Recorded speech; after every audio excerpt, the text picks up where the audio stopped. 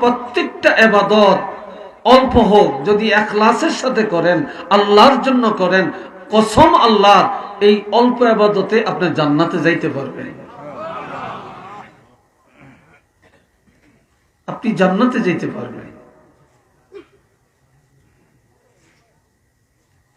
আমাদের মধ্যে তো এগুলো নাই। এ ভাইরা রে আমার, এই দুনিয়ায় দুইটা জিনিসের লোভ, দুইটা জিনিসের লোভ মানুষকে ধ্বংস করে দিয়েছে। কয়টা? দুইটা। একটা হলো সন্তান, আরেকটা হলো সম্পদ।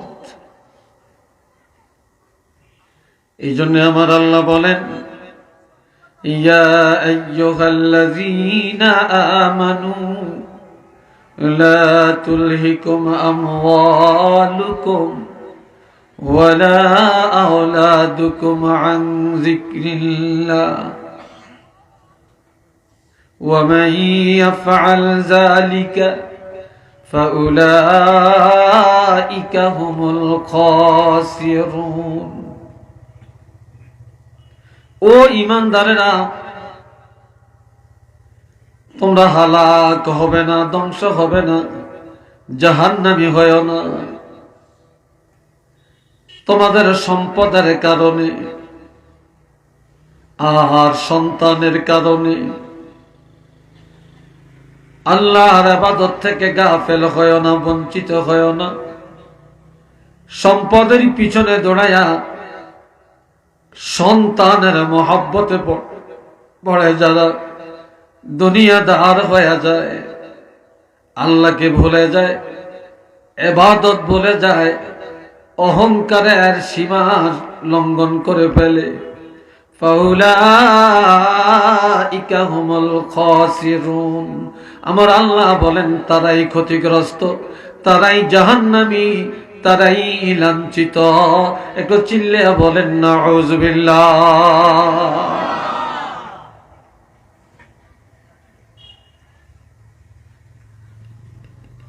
দুনিয়াতে দেখেন মানুষ এখন, হাদিসে আছে কিয়ামতের 15টা আলামত। এই যে বর্তমানে করোনা মহামারী, সাইক্লোন, আইলা, লাইলা, নার্গিস, কত নামের আছে না? আসেনি? তারপরে ভূমিকম্প, শিলাবৃষ্টি, এরপর আবার এখন আবার একটা বাড়িছে, এদের কি কয়, কি মশা জানি, এডিস মশা, ডেঙ্গু, ঠিক কিনা?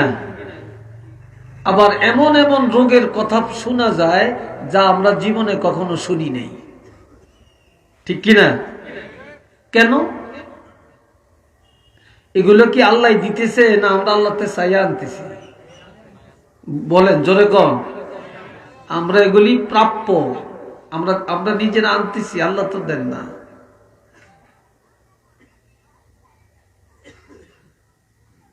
আমার রাসূল বলেন, ক্বালা রাসূলুল্লাহ সাল্লাল্লাহু আলাইহি ওয়াসাল্লাম, ইযা তুখিযাল ফাইউ দাওলা। যখন দেখবে মানুষ সারাক্ষণ ধনের পিছনে দৌড়ায়, টাকার পিছনে দৌড়ায়, অট্টালিকার পিছনে দৌড়ায়, এটা হালাল না হারাম চিন্তা করে না, জায়েজ কি না জায়েজ এই চিন্তা করে না, এই টাকা বৈধ না অবৈধ এটা চিন্তা করে না, এই উপার্জনে আমি জান্নাতে যাব না জাহান্নামে যাব, আল্লাহ খুশি হবেন না বেজার হবেন এই চিন্তা করে না, খালি টাকার পিছনে দৌড়ায়। যখনই দেখবে মানুষ হারামের পিছনে দৌড়ায়, ধনের পিছনে দৌড়ায়, তখনই মনে করবা এটা খোদার গজব। আর গজব খুব নিকটবর্তী, কথা ঠিক নেই? এখন তো দেখেন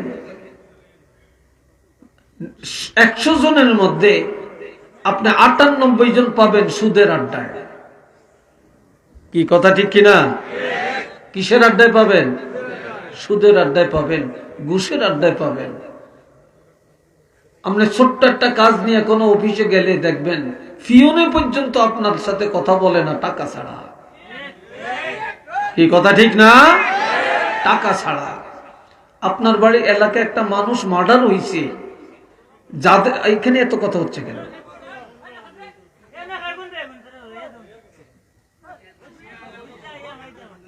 শুনেন, একটা মানুষ মারা গেছে, যাদের মানুষ মারা গেছে তারা বিপদে আছে না? তারা কষ্টে আছে না? শোকে আছে না? এখন এই লাশটা পুলিশে ধরবো তাও টাকা দিতে হয়, এই লাশটা নিব তাও টাকা দিতে হয়, পোস্টমর্টম করব তাও টাকা দিতে হয়। কথা ঠিক কিনা? তাও টাকা, থানারে টাকা না দিলে কোনোটি হয় না। তাইলে আপনারা বেটারা মানুষও হারাইলো, আবার আপনারা হাত পাইতে রয়েছেন, ভিক্ষার হাত পাইতে রয়েছেন ঘুষ খাওয়ার জন্য। কোথায় আছি আমরা বলে?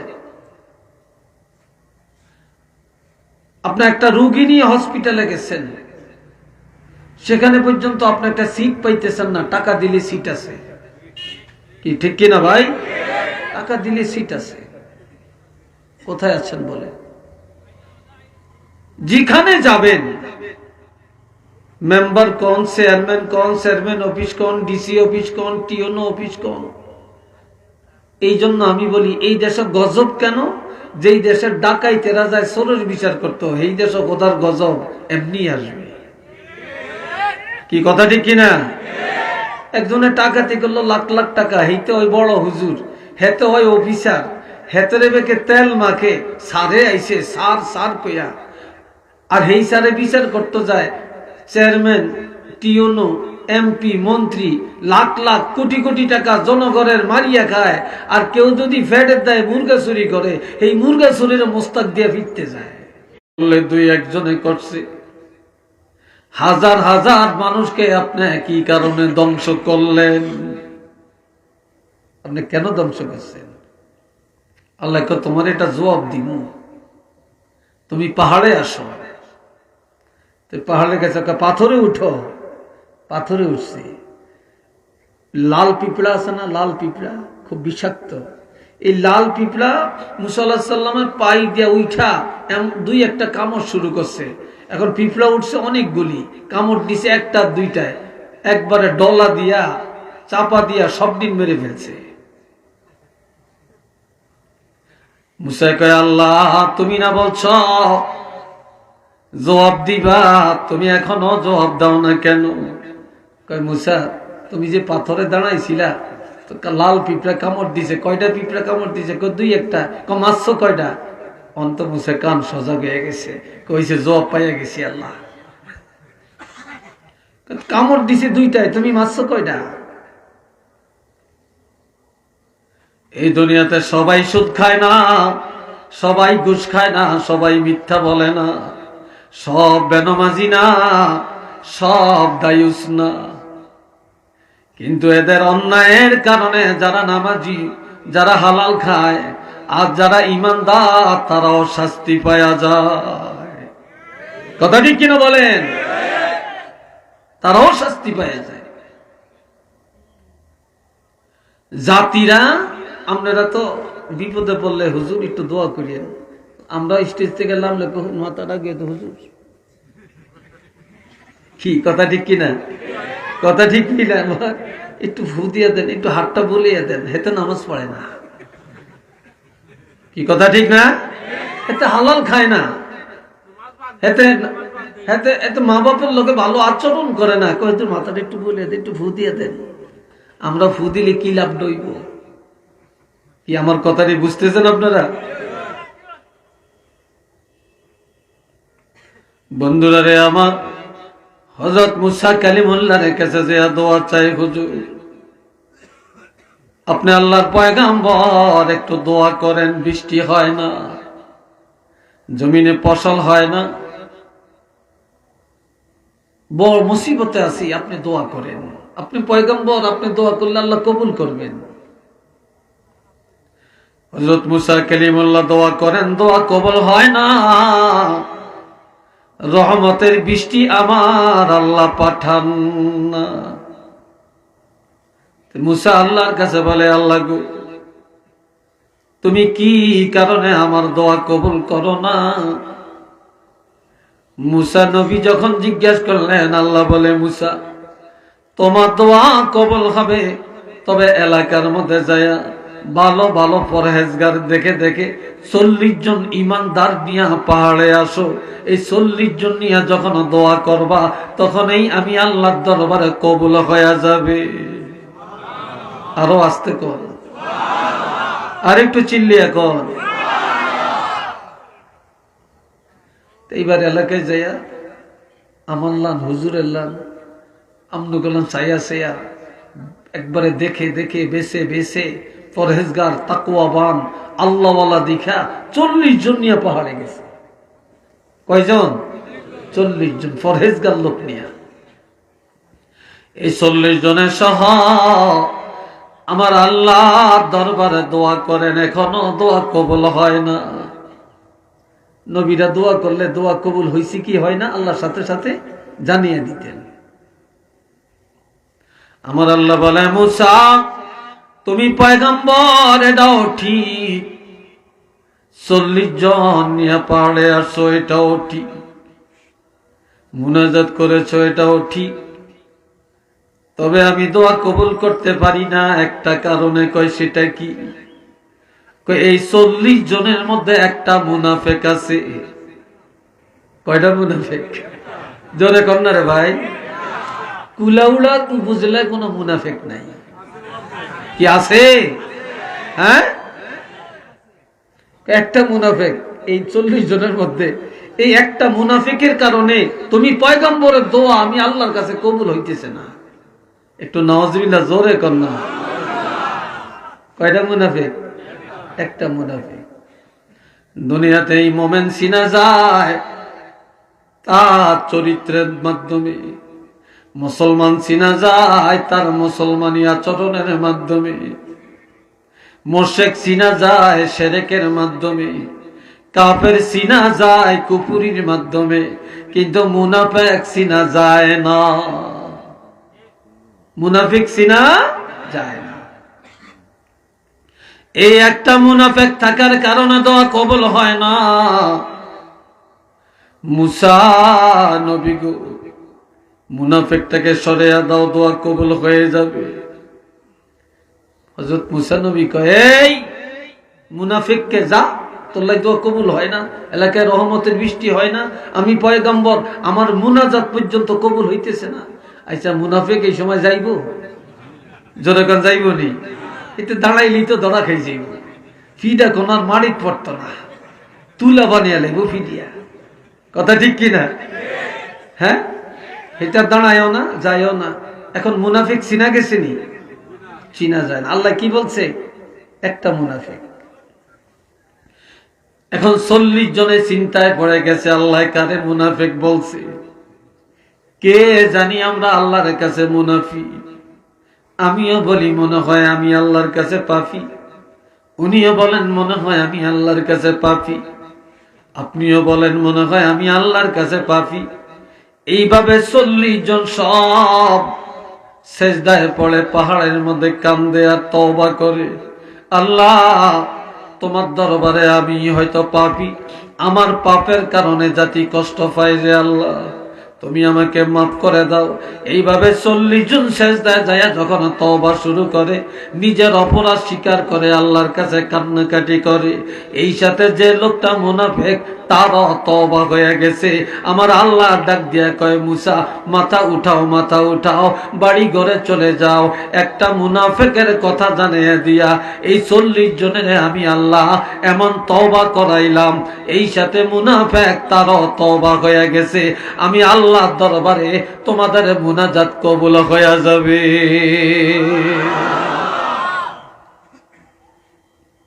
রহমতের বৃষ্টি চলে আসবে। এখন তো আজকাল এত অশান্তি দুনিয়াতে, এত ফিতনা, এত বিপদ, এত মুসিবত, কেন রে ভাই? আমাদের পাপের কারণেই তো। এ ভাইরা রে আমার, নামাজ পড়া ফরজ, রোজা রাখা ফরজ, হজ করা ফরজ, যাকাত দেওয়া ফরজ। পর্দা করা কি? জোরে কর, আর একটু জোরে বলেন। ব্যাগ ফরজ কিছু কিছু আছে, পর্দা ফরজ নাই, ঠিক কিনা?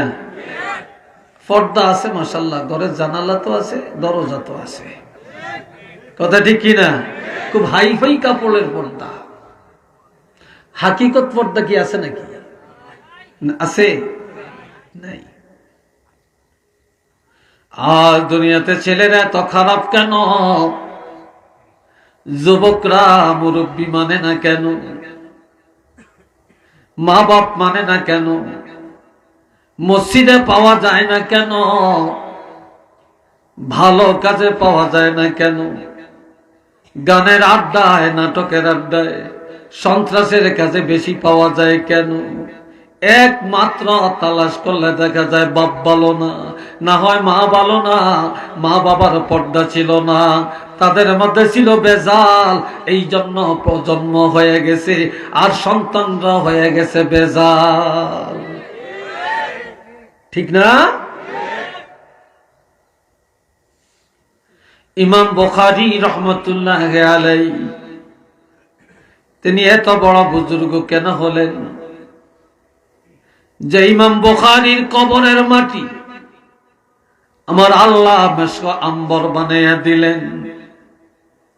ইমাম বুখারীর আম্মাকে কেউ দেখে না, আর গভীর রাত্রে উঠে তাহাজ্জুদ পড়তেন। তাহাজ্জুদের বিছানায় অন্ধকার রাত্রে আল্লাহ দরবারে দুইটা হাত বাড়ায়া সন্তানের জন্য দোয়া করতেন আর বলতেন, আল্লাহ আমার ছেলেকে তুমি হাদিসের খেদমতের জন্য কবুল করে নাও। আর যে ইমাম বুখারী যিনি হাদিস লেখছেন, অন্ধকার রাত্রে বাতি ছিল না, তিনি যখন কলমটা কাগজে আর কলমের মাথায় মদিনার থেকে একটা নূরের প্রকাশ আসতো, ওই নূরের আলো হবে। 6 মাস পরে যখন এ ভাইয়েরা শোনেন, তিনি হযরত আলীরে ডাক দিয়া বলে, আলী আমি আর হয়তো বেশি দিন বাঁচব না, তবে আমার ইন্তেকালের পর আমার মৃত্যুর খবরটা বেশি জানাজানি করিও না। আজকাল অনেক মহিলা মারা গেলে মাইকে প্রচার করে, কি কথা ঠিক কিনা? অমুকের ওয়াইফ মারা গেছে, অমুকের মায় মারা গেছে। এটা তো তাকওয়ার খেলাফ। বলে আমার ইন্তেকালের পর আমার গোসলটা দিনের বেলায় দিও না, আমার ইন্তেকালের পরে আমার কবরটা দিনের বেলায় করিও না, আর আমার দিনের বেলায় কবরে রাখিও না। এই দুনিয়ায় কেউ কোনোদিন আমাকে দেখে না, চিনে না। আমার মৃত্যুর পর ভয় লাগে, না জানি কেউ দেখে ফেলে। এই জন্য গোসলটা রাত্রে দিবা, কবরটা রাত্রে করবা, আর জানাজা রাত্রে পড়বা।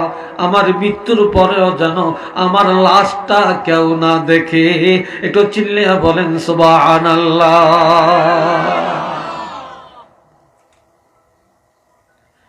সব ওসিয়ত পুরা হয়ে গেল। খাতুনে জান্নাতের ইন্তেকালের পরে জান্নাতুল বাকিতে যখন লাশ নিয়ে যায় গভীর রাত্রে, আল্লাহর হুকুমে আরো 6টা মহিলার লাশ একই রাত্রে চলে আসছে। আরো 6 জন মহিলা মারা গেছে, একই রাত্রে জান্নাতুল বাকিতে মাটি দেওয়ার জন্য লাশ নিয়ে আসছে। একই রাত্রে 7টা কবর হয়েছে। কয়টা কবর? এই জন্য আপন জনেরা জানেন খাতুনে জান্নাতের কবর কোনটা, কিন্তু বেগানা পুরুষ যারা কেউ বলতে পারবে না। এই 7টা কবরের মধ্যে কোন কবরটা ফাতেমার কবর? কোন কবরটা? তবে পরিচয় কিভাবে পাওয়া গেল?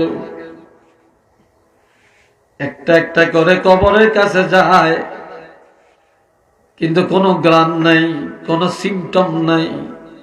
কাতুনে জান্নাতের কবরের কাছে যে যখন দাঁড়ায়, তখন কবরের মাটি থেকে মেশক আম্বরের গ্রাণ বা সুবাস শুরু হয়ে যায়। এই সুবাস দেখিয়া মানুষ সিদ্ধান্ত নেন এটাই ফাতেমার কবর। একটু চিল্লে বলেন না সুবহানাল্লাহ।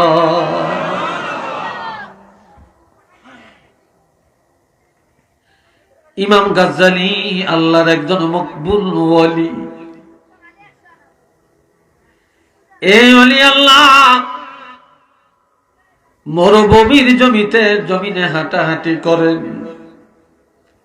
আসরের নামাজের টাইম হয়ে গেল, নামাজ আদায় করবে না, পানি নাই। পর্দার আড়াল থেকে একটা যুবতী মেয়ে ডাক দিয়া বলে, আল্লাহর ওলি কি চান?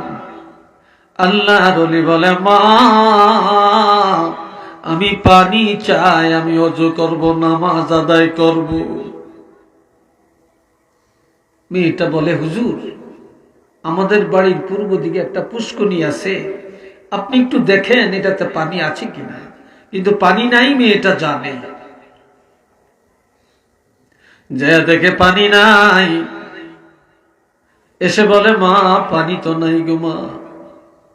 বলে, আল্লাহর ওলি ইমাম গাজ্জালী যেখানে আছেন সেখানেই থাকেন, দাঁড়ান, পানি পাবেন। মেয়েটা দৌড়াইয়া যায়, শুকনো পুষ্করিণীর মধ্যে 3 বার একটু থুতু নিক্ষেপ করেন। থুতু নিক্ষেপ করার সাথে সাথে ওই পুষ্করিণীর তলা দিয়া পানির জোয়ার এসে যায়। মুহূর্তের মধ্যে পুরা পুষ্করিণী পানিতে ভরপুর হয়ে যায়। আর একটু জোরে কন্যা রে ভাই। ওই পানি দিয়া আল্লাহর ওলি ওযু করলেন, নামাজ আদায় করলেন। নামাজ পড়ে চিন্তা করে, আমি এত ইবাদত জীবনে করলাম, আমি তো এত বরকত অর্জন করতে পারি না। আর এই মেয়েটা এমন কি আমল করে যার কারণে তার থুতুর মধ্যে এত বরকত? ঘরের পাশে এসে ডাক দিয়া বলে, মা এমন কি আমল করো গো মা, যার কারণে তোমার থুতুর মধ্যে এই বরকত? মেয়েটা ডাক দিয়া বলে, গো আল্লাহর ওলি, আমি তেমন কিছু করতে পারি না, তবে 5টা কাজ আমি ছাড়ি না। কয়টা? আরো আস্তে কর, যুবকরা জোরে বলো। 5টা কাজ আমি ছাড়ি না। 1 নম্বর, যেদিন আমার বিবাহ হয়েছে, স্বামীর সাথে স্বামীর গাড়িতে করে স্বামীর ঘরে ঢুকলাম, সেদিন থেকে কোনোদিন ঘরের বাহিরে যাই না। ঘরের বাহিরে যাই না। 2 নম্বর, আমার নামাজ কাজা হয় না। 3 নম্বরে, একদিনের জন্য আমার কোরআন তেলাওয়াত বন্ধ হয় না। 4 নম্বরের আমল, আমার স্বামীর অন্তরে কোনোদিন আমি ব্যথা দেই না। 5 নম্বরের আমল, আমি আমার হাতে সংসারের কাজ করি আর আমার জবানে আল্লাহর হাবিবের উপরে দুরূদ ও সালাম পাঠ করতে থাকি। যার কারণে আল্লাহ পাক আমার জবানের মধ্যে এই বরকতটা দিয়েছেন। একটু চিল্লে বলেন না সুবহানাল্লাহ। আর বর্তমানে আমাদের মায়েরা শিক্ষায় বেশি, জ্ঞানে বেশি, সার্টিফিকেট বেশি, ভদ্র বেশি, মাশাআল্লাহ, কিন্তু হ্যাঁ এরা থুতু বালাইলে পাইবেনটা কি?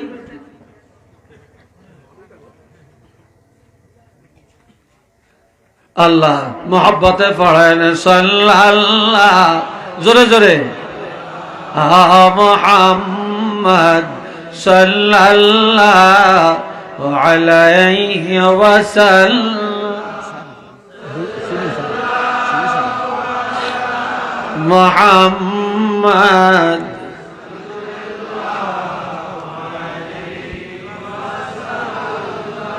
আরো জোরে সাল্লাল্লাহু আলা মুহাম্মদ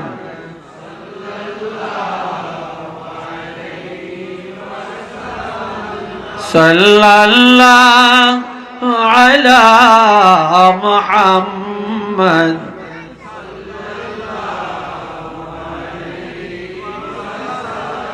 সবাই মহব্বতে বলেন আলহামদুলিল্লাহ, আরেকবার বলেন আলহামদুলিল্লাহ। এইবার আরেকটা মহিলার কথা শুনে, আমার কথায় কষ্ট হচ্ছে আপনাদের, বিরক্ত লাগছে আপনাদের?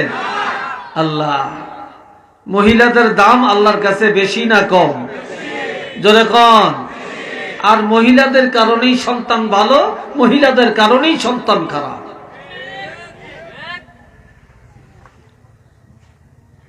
এই বাবাজিরা রে আমার, আমিরুল মুমিনিন হযরত ওমর ফারুক রাদিয়াল্লাহু যখন খলিফা হলেন, তিনি খলিফা হয়া রাস্তায় রাস্তায় অন্ধকার রাত্রে হাঁটাহাঁটি করেন, আর ঘুরিয়া ঘুরিয়া দেখেন তার দেশের কোন মানুষ সুখে আছে আর কারা আছে দুঃখে, কে সুখে কে দুঃখে, ঘুরে ঘুরে তালাশ করে দেখতেছে। গভীর রাত্রে অনেক দূরে নজর করে দেখে একটা আলো দেখা যায়। কি দেখা যায়? চিল্লিয়া বলেন, আলো দেখা যায়।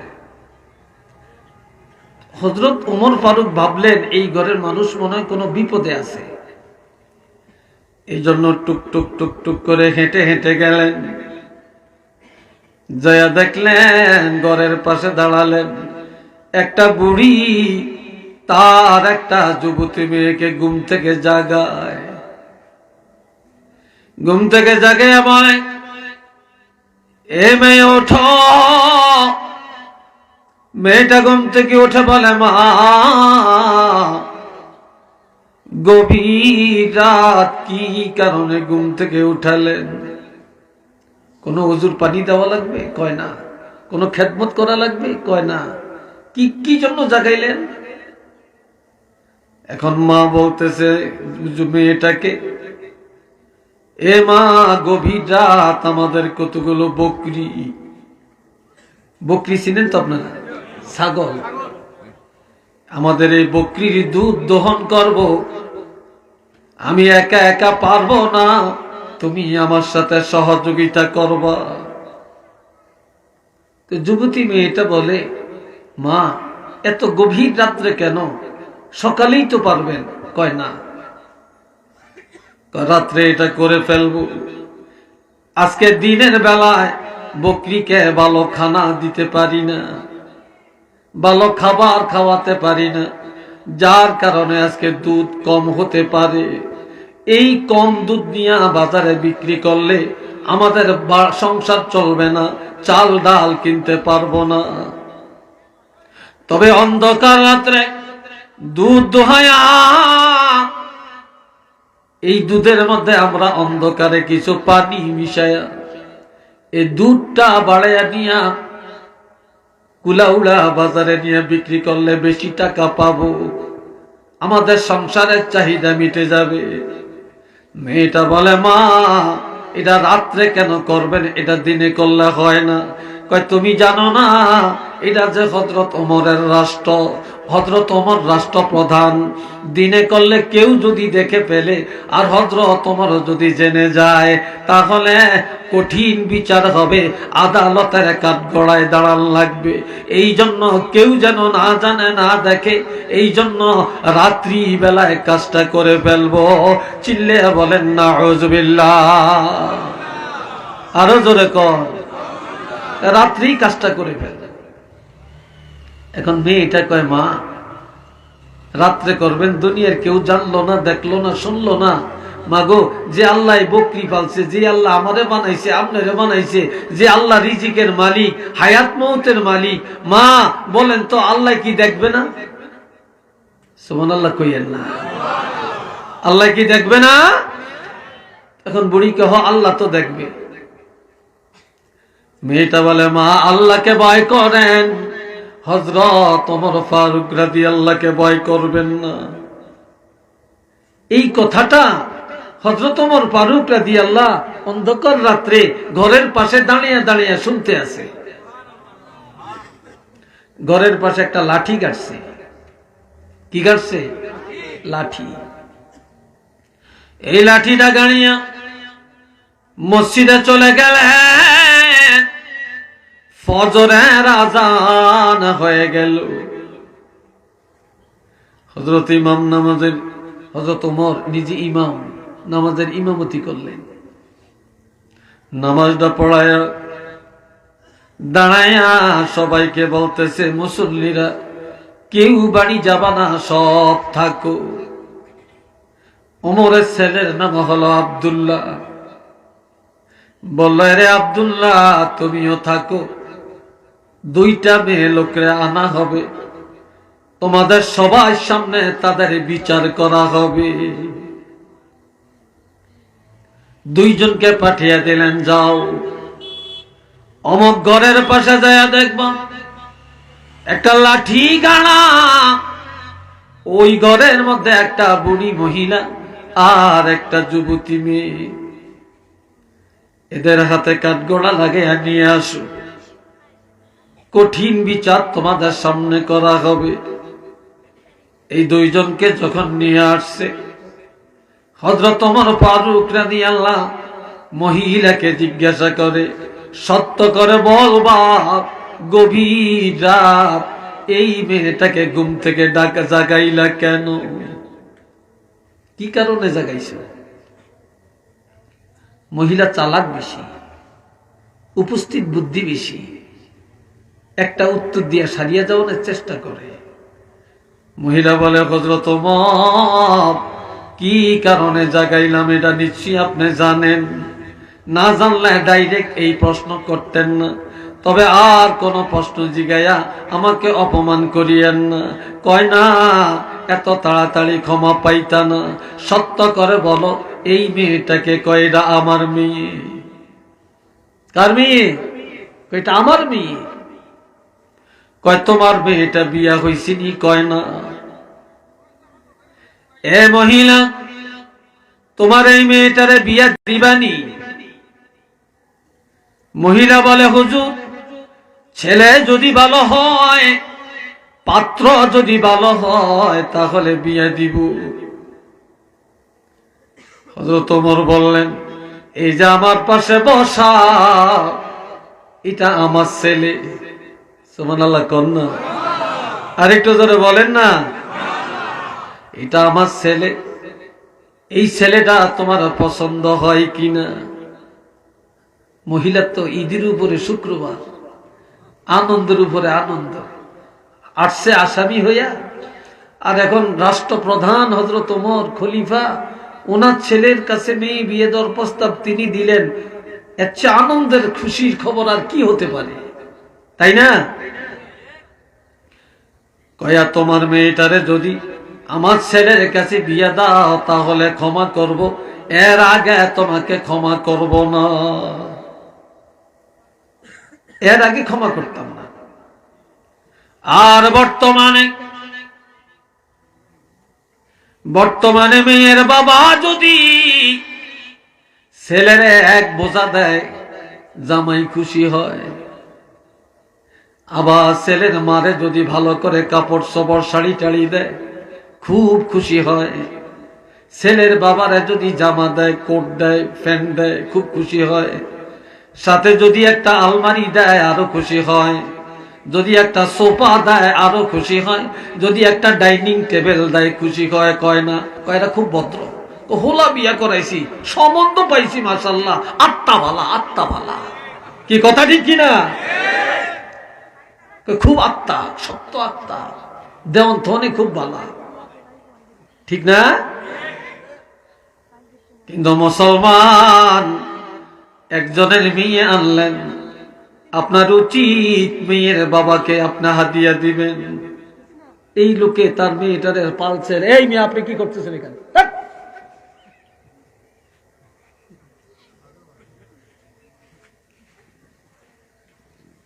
আল্লাহ,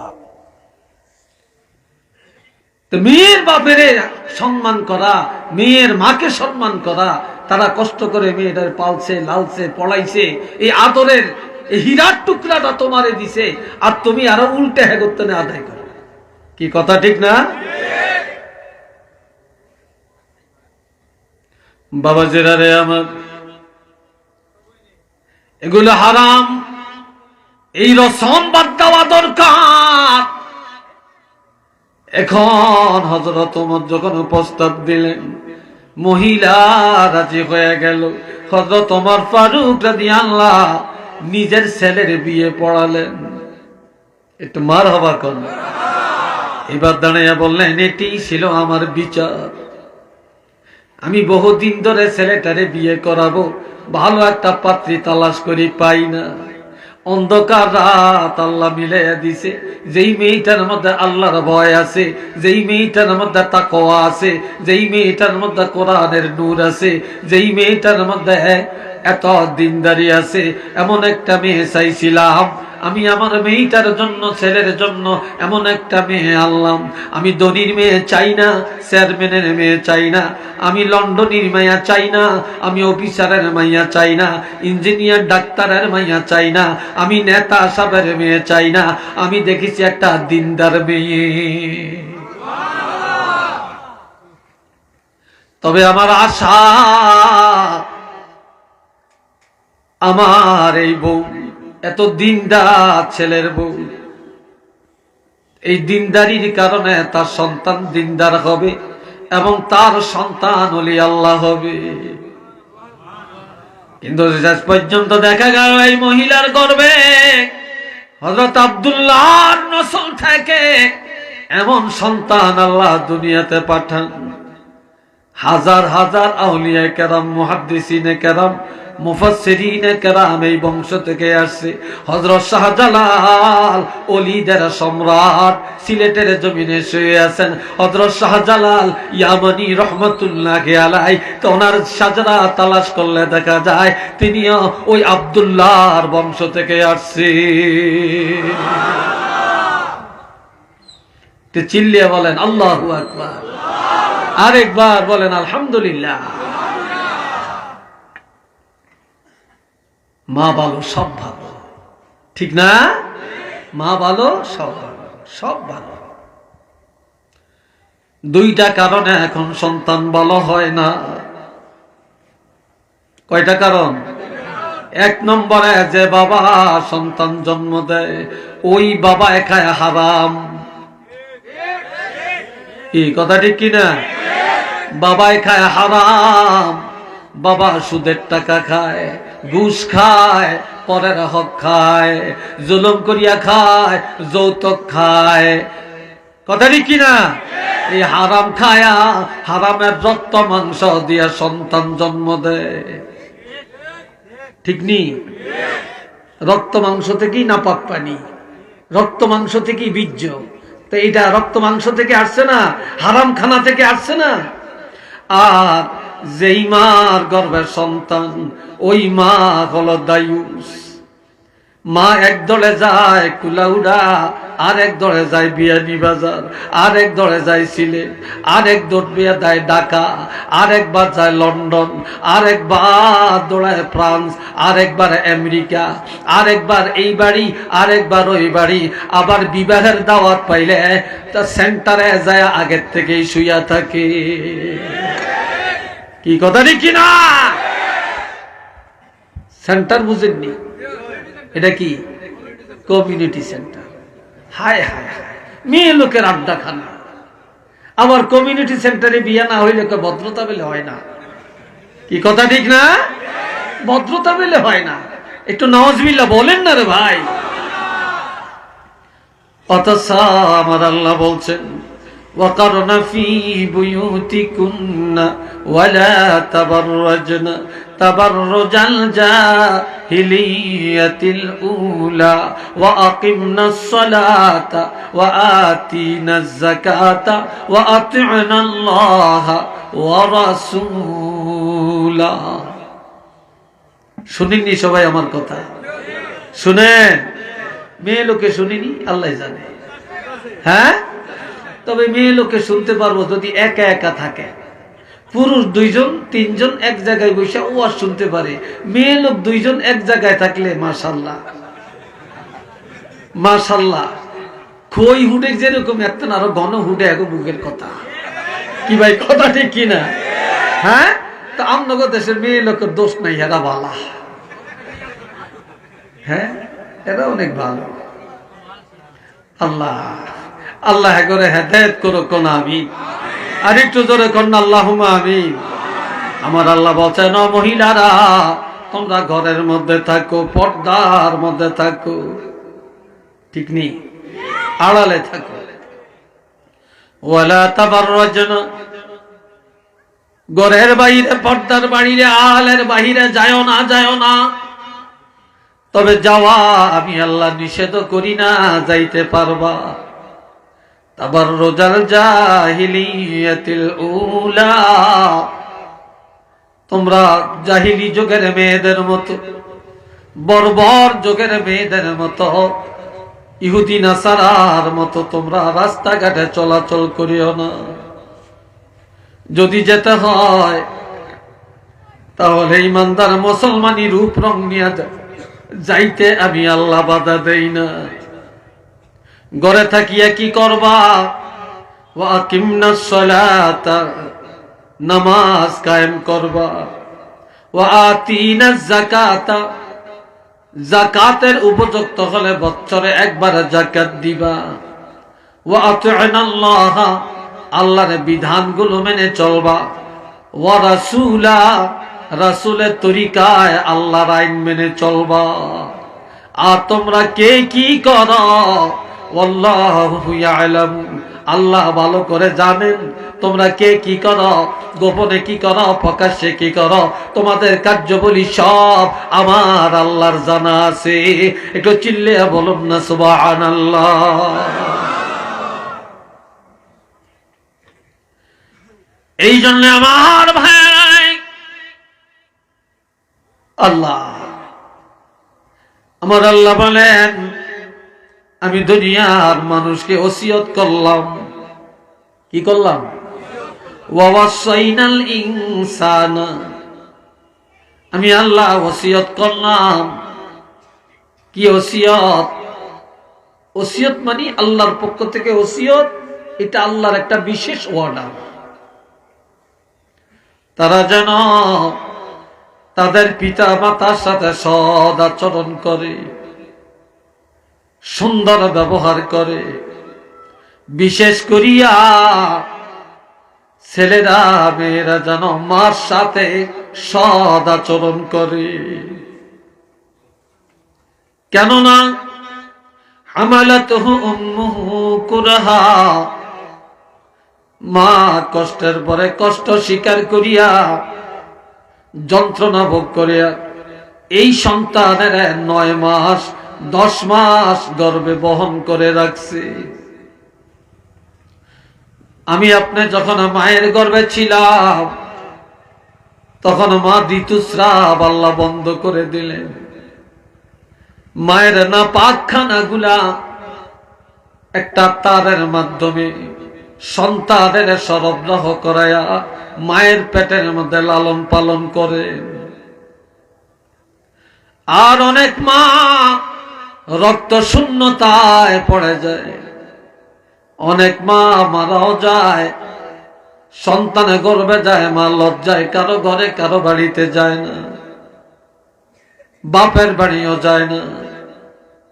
মা দুনিয়া সব আরামে ঘুমায়, কিন্তু মা রাত্রে ঘুম যাইতে পারে না।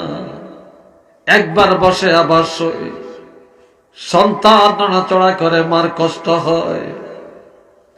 আবার এই রাত্রি বেলায় বাবা ঘুমায়, মা ঘুমায় না।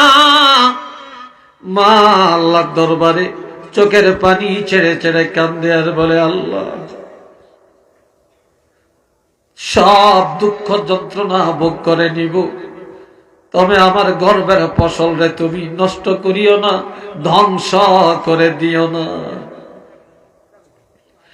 এইভাবে মা কষ্ট করে করে 9 মাস 10 মাস এই সন্তানের গর্ভে বহন করলেন।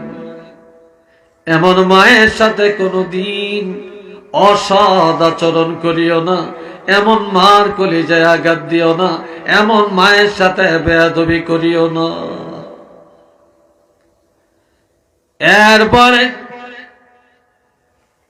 হামালাতুহু উম্মুহু কুরহাও ওয়া ওয়াদাআতহু কুরহা। যেদিন সন্তান দুনিয়াতে আসার সময় হয়ে গেল, মার বেদনা শুরু হয়ে যায়, ব্যথা বেদনায় মা অস্থির। কোন মার একদিন, কোন মার 2 দিন, কোন মার 1 সপ্তাহ পর্যন্ত ব্যথা যন্ত্রণা থাকে। আবার কত মা হসপিটালে নেয়, সিজার করে, অঙ্গহানি করে দেয়, স্বামীর থেকে ক্ষমা চায়, শাশুড়ির কাছে ক্ষমা চায়, মা বাবার কাছে ক্ষমা চায়। এরপরে আল্লাহর কাছে কত দোয়া করে, আল্লাহ আমার জীবন চলে যাক, আপত্তি নাই রে আল্লাহ, তবে আমার গর্বের ফসলটা তুমি ধ্বংস করিও না। যেই মা এই প্রসব বেদনার কষ্ট ভোগ করলেন, পৃথিবীর কোন বাবা এই ব্যথা বেদনার কথা অনুভব করতে পারে না রে। এই জন্য আমার আল্লাহ বললেন, তোমার এমন মায়ের সাথে সৎ আচরণ করো, এই মার কলিজায় কোনোদিন আঘাত দিও না। এমন মার কষ্টের কথা তুমি চিন্তা করো, এই কষ্ট করে তোমার পালছে, পেটে রাখছে, তারপরে ভূমিষ্ঠ হওয়ার যন্ত্রণা ভোগ করেছে, কোনদিন কারো কাছে আলোচনা করে না, কষ্টের কথা ব্যক্ত করে না। তুমি সন্তান, কাজে ওই কষ্টের কথা স্মরণ করিয়া তোমার মার কলিজায়, তোমার আচরণে, তোমার কথাবার্তায় কোনোদিন ব্যথা দিও না। একটু চিল্লিয়া বলেন না সুবহানাল্লাহ। আরেকবার বলেন না আল্লাহু আকবার। 3 নম্বর, ووصينا الإنسان بوالديه حملته أمه وهنا على وهن وفصاله في عامين। যেই মা একদিন 2 দিন না, ওই আরেক পিছিয়ে থাকে। আর এই দরজাটা দিয়ে কি যে হয়েছে আমি বুঝতেই পারতেছি না।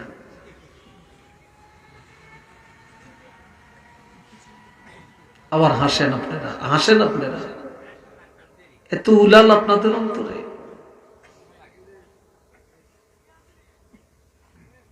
বন্ধুরা রে আমার, পৃথিবীর কোন বাবা সন্তানের 1 ফোঁটা দুধ কোনোদিন পান করাতে পারে না। পাচ্ছে? জোরে বলেন, পাচ্ছে? পারে নাই। এই মায়ের বুকের মধ্যে আমার আল্লাহ সন্তান দুনিয়াতে আসার 6 মাস আগ থেকেই এই সন্তানের খাবারের আয়োজন করছে।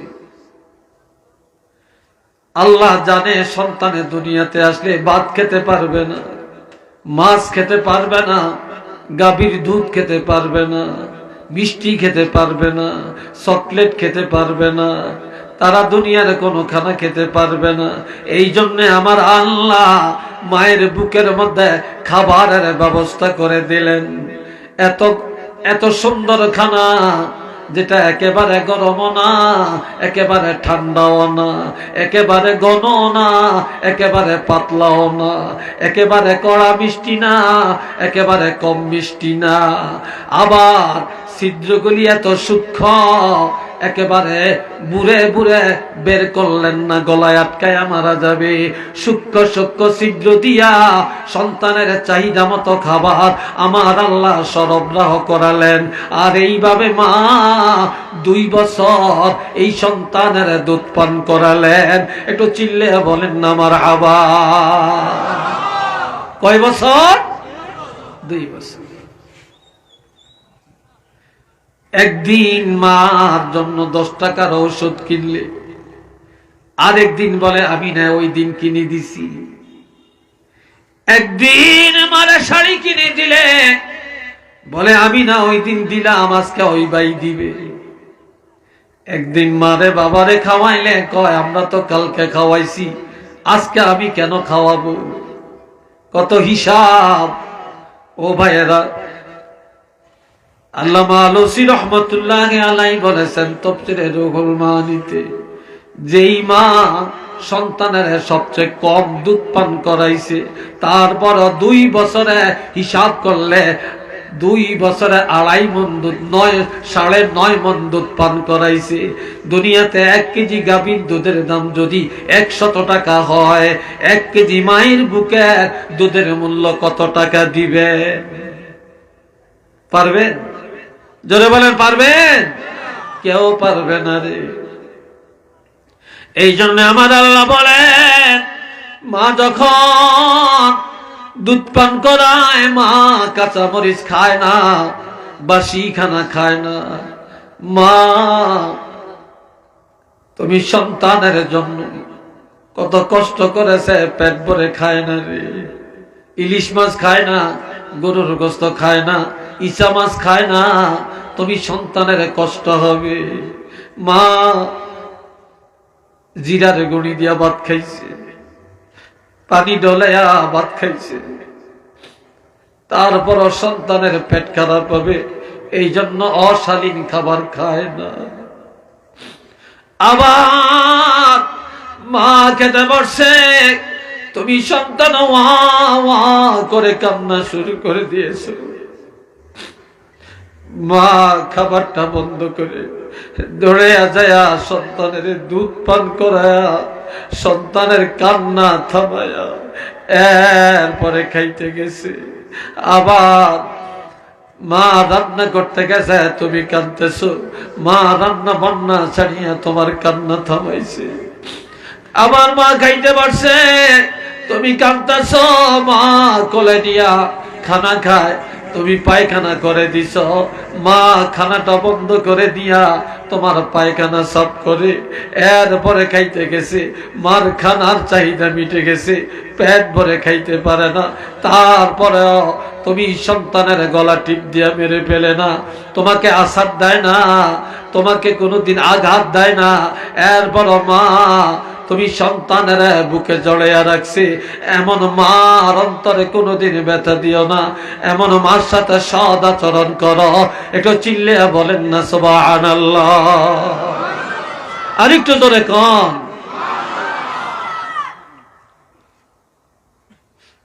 আল্লাহ। এ বন্ধুরা আমার হযরত বাহাজ ইবনে হাকিম আল্লাহর হাবিবের কাছে এসে বললেন, ইয়া রাসূলুল্লাহ, মান আহাক্কু বিহুসনি সাহাবাতি, আমার কাছে সৎ ব্যবহার পাওয়ার অধিক উপযুক্ত কে? ক্বালা উম্মুকা, নবী বললেন তোমার মা। এরপরে কে বলল তোমার মা। এরপরে কে বলে তোমার মা। এরপরে কে বলে তোমার বাবা।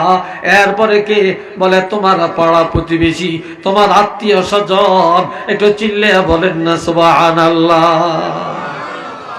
আপনাদের কষ্ট হয় এতলাই? হ্যাঁ, কেউ উঠলে একজন উঠেন, 2 জন 3 জন একসাথে উঠেন না, তাহলে বুঝলাম যে আপনারা আমার আন্দোলনের বিরুদ্ধে ষড়যন্ত্র করতেছেন, আমার বিরুদ্ধে আন্দোলন করতেছেন, ঠিক না? এটা কেন করবে? আর এই বাচ্চাগুলি এরা তো হাঁটাহাঁটি কেন? আল্লাহ এরপরে বাবার কথা বলল কেন? এই বাবা, এই সন্তান তোমার মুখ দেখিয়া বাবার আরামের কথা বলে যায়।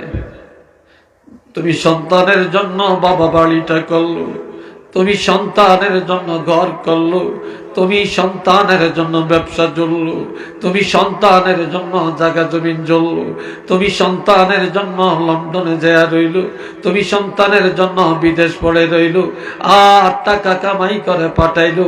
এই বাবা কষ্ট করে লালন পালন করলেন, এই বাবা কাঁধে করে ডাক্তারের কাছে নিয়ে যায়, বাবা তোমাদেরকে চালায়, বাবা আরামের চিন্তা করে না, ভালো পোশাকের চিন্তা করে না, ভালো খাবারের চিন্তা করে না। সন্তানেরা আরামে থাকলে, সন্তানে খায়া দেয়া থাকলে, সন্তান সুন্দর জামা কাপড় ব্যবহার করলে, সন্তান ভালো খাওয়া দাওয়া করলে বাবার আত্মতৃপ্তি হয়ে যায়। এই জন্য বাবা সব আরাম ত্যাগ করে সন্তানের আরামের চিন্তায় সারাটা জীবন দৌড়াইছে দৌড়াইছে, কত আগুনে শুকাইছে, কত বৃষ্টিতে ভিজছে, কত পানিতে ডুবাইছে, কত ইটের বাটায় কাজ করছে, কত রিক্সা চালাইছে, আয় হায় কত মানুষের জমিনে কাজ করেছে, কত কষ্ট করেছে। তুমি সন্তানের জন্য এমন বাবার কলিজায় কোনোদিন আঘাত দিও না, এমন বাবার সাথে সদ আচরণ করো। একটু চিল্লে বলেন সুবহানাল্লাহ, আরো জোরে কর।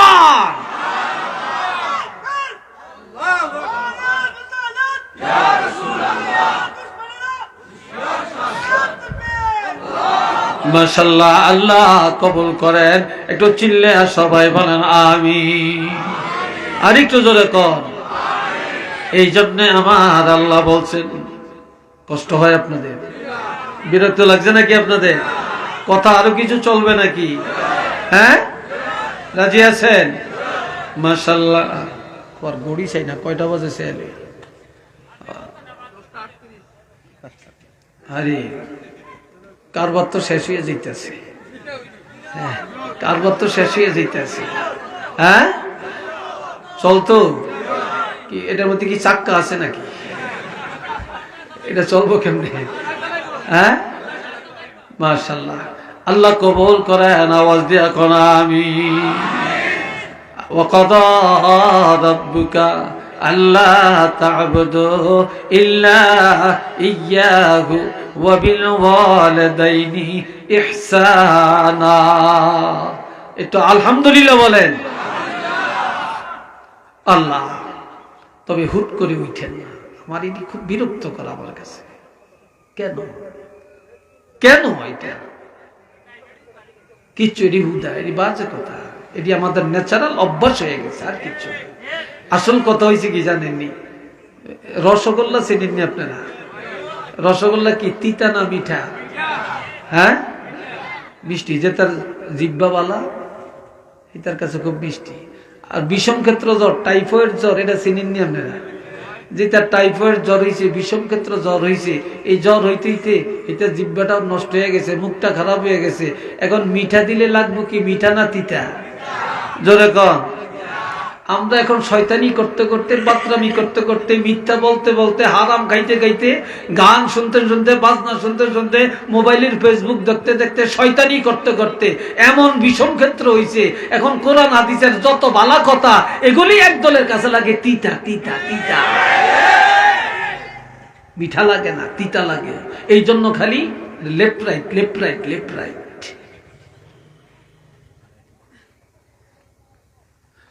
বাবাজিরারে আমার আল্লাহ বলছেন, ওয়াকাদা রাব্বুকা আল্লা তা'বুদু ইল্লা ইয়্যা।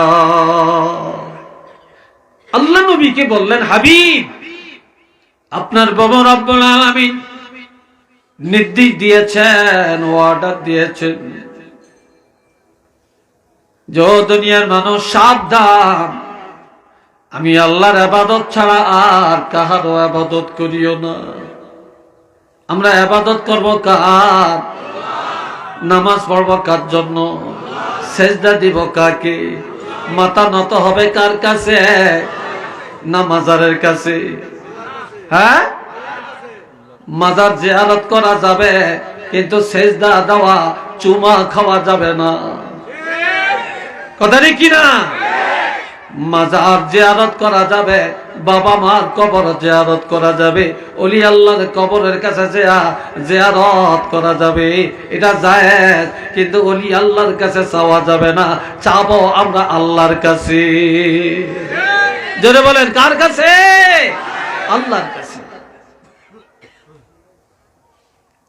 এই ভাইরা আমার কদম বুসি করা যাবে, কদম বুসি করা যাবে, কদম বুসি করা যাবে, তবে মাথা নয়া সেজদার মতো সুরুত করা যাবে না। কথা বুঝে আসছে কিনা? সেজদার মতো সুরুত করা যাবে না। আর মনে রাখবেন, যেই জিনিস দেখা যায় তার কাছে মাথা নত করা শিরক। যে আল্লাহকে দেখা যায় না তার কাছে মাথা নত করা, কপাল লাগায়া সেজদা দেওয়ার নাম ঈমান। এরপরে বললেন ওয়াবিল ওয়ালিদাইনি ইহসানা। আগে আমি আল্লাহর ইবাদত, এরপরে আমি আল্লাহ অর্ডার দিলাম দুনিয়ার সব মানুষকে তারা যেন পিতা মাতার সাথে সৎ আচরণ করে, তাদের কলিজায় যেন ব্যথা না দেয়, তাদের সাথে যেন বেয়াদবি না করে, মা বাবার সাথে যেন সুন্দর আচরণ করে। এরপরে বললেন ইম্মা ইয়াবলুগান্না ইনদাকাল কিবারা আহাদুহুমা আও কিলাহুমা ফালা তাকুল লাহুমা উফিন। যখন পিতামাতা দুইজন অথবা দুইজনের একজনকে বৃদ্ধকালে পেয়ে যাবে, এই সময় পিতামাতার সাথে এমন আচরণ করা যাবে না যে আচরণে তারা মনে কষ্ট পাবে, বলবে, আহ বলবে, আফসোস করবে। কারো বাপ নাই মা আছে, কারো মা নাই বাবা আছে, অথবা কারো মাও আছেন বাবাও আছেন। কথা ঠিক কিনা? মাও আছেন বাবাও আছেন, দুইজনেই বুড়া। ছোট বাচ্চারা যেমন বাচ্চাকালে তাদের কথার মাপকাঠি নাই, চলার মাপকাঠি নাই, খাওয়ার মাপকাঠি নাই। পিতা মাতা যখন বুড়া হয়ে যাবে তখনও তাদের মাপকাঠি কমে যাবে, শিশুর মতো হয়ে যাবে। তখন তাদের কথাবার্তায় তুমি মনে দুঃখ নেওয়া যাবে না, এমন আচরণ করা যাবে না যাতে তারা দুঃখ পাবে, আহ বলবে, আফসোস করবে, এমন আচরণ করা যাবে না। আওয়াজ দিয়া বলেন না সুবহানাল্লাহ। আওয়াজ দেয় না।